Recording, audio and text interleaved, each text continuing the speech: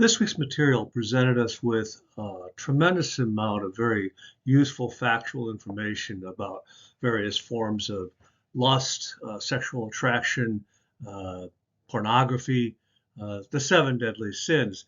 I'd like to use my discussion to follow a real world example and glean some lessons from this individual that perhaps could be codified into a methodology that we might be able to use to help these people when we encounter them in the real world. So Arthur, you were talking a little bit a second ago, and you've agreed to try to repeat what you said. hmm But you mentioned about in your faith journey about addictions and what they were doing to you, what they could do to you, and then how you found a different path. hmm Could you explain that again for us? So, I know one thing I've noticed in life, and before I get into scripture about what I learned from Father Mike Schmidt for in Exodus, I know I was gonna say it earlier, was like there's a lot of addictions that people face in life, but I feel like there's sometimes hidden addictions that you don't realize at first, because like everyone, some form of way, everyone probably has some form of addiction of lust or greed or envy or whatever. But I feel like some people don't realize it is maybe some negative emotions like anger and sadness. People can get used to that emotion and find comfort in a way where they let it hang around instead of finding a way to let it go. Like one thing I primarily did, anger wise, like if I got angry or upset with things, there was a lot of like heavy, intense music I listened to. I felt like I was like letting it out in a way, but at the same time, I didn't realize is like I kind of let it dug a bit deeper to make a home there. So what So you did in it's like, listening to that heavy music, which you thought was going to take away the mm-hmm. anger, actually Yeah, I fueled mean, it. It actually acted as a trigger, if you would, yeah, to because more like anger. it can help you vent, but for some problems, it's best to just not do what you think would find comfort. Because like I love heavier music, but if I'm having like a really bad time with something, I'm like, I would try to refrain from that genre for the sake of because it's not gonna be venting it more. It's just gonna be end up digging like a deeper hole for those issues to kind of find refuge in. Even with sadness as well too. Like you get upset and sad about stuff. Like I get it. People listen to some dramatic music to kind of vent out the sadness. But if you're finding comfort in the sadness, not comfort in the release from the sadness, then that sadness is just gonna delve deeper. So that's why you need the like okay medication for example. Like there's some medicines out there that you don't like the taste of it, but you gotta take it in order to get better. It kind of sucks. It doesn't taste the best, but you know what's in it and what it's treating. Versus like I'm not gonna have like a sore throat and just indulge myself with like soda or something to get better.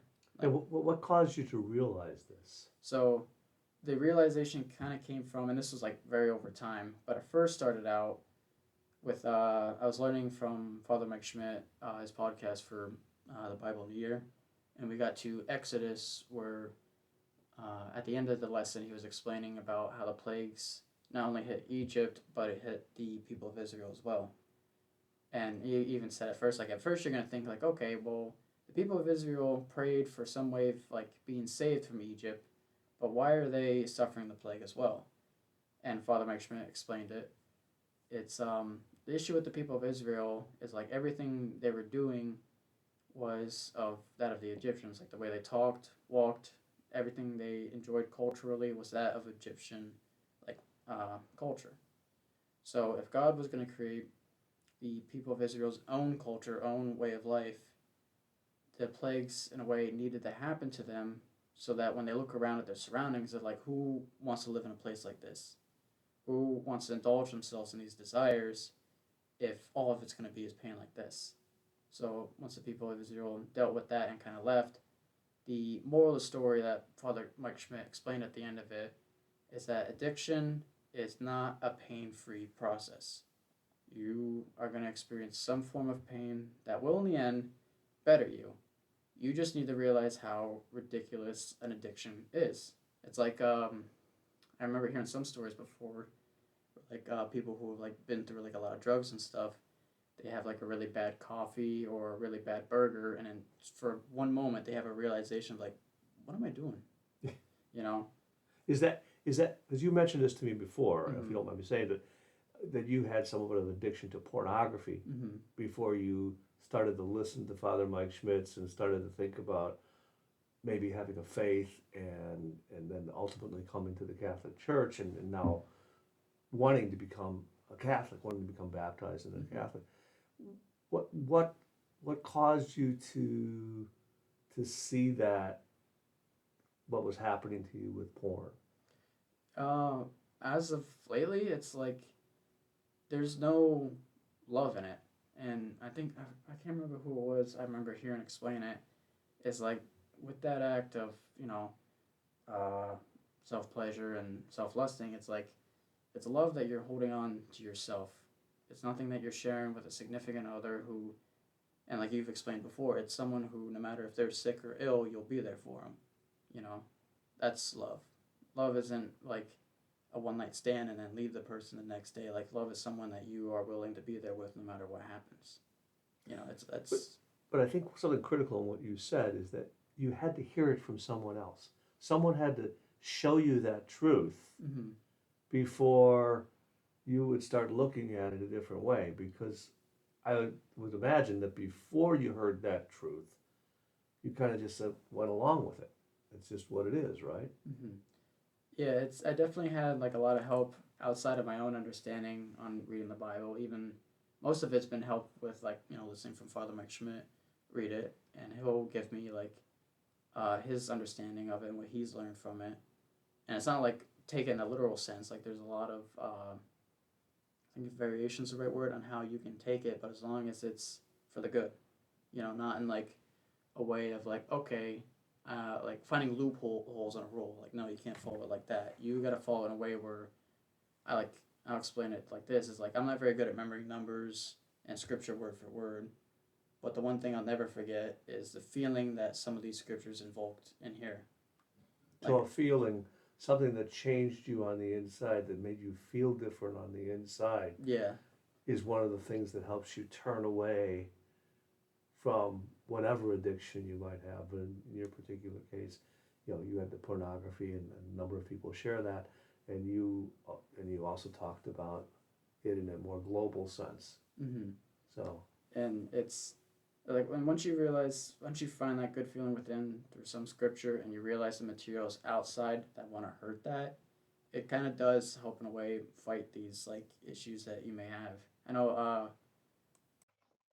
From Arthur's story, I have deduced five salient points, I think, that can be takeaways for us that can help us in situations like Arthur's.